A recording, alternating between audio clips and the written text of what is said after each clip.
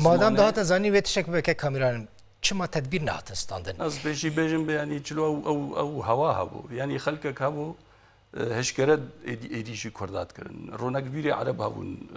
دفج جه برده بنگاه حاضر کردن یعنی بنگاه به ایریشی حاضر دولت که وقت ترکیه لسر سینور جروجا روج ده 2011 هم به مسئله بیشن ترکیه گو دخوازه قندیل به چک بکه و قد نممکن به قبول بکه لسر سینور خب 100 کیلومتر و چکدارا بین ویدی و دستلات کی جیب که دستلادا یعنی مروف گره که تشتهانا زانی بانا جبر وینا یعنی کسی برپرسل ویداره ریفابریا علی لشکریا او برپرسیاریا وای نمره یک هیا و به گمان خلقی کی گل ویداره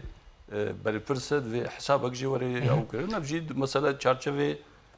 قانوني وادنه شيء وادنه دخوده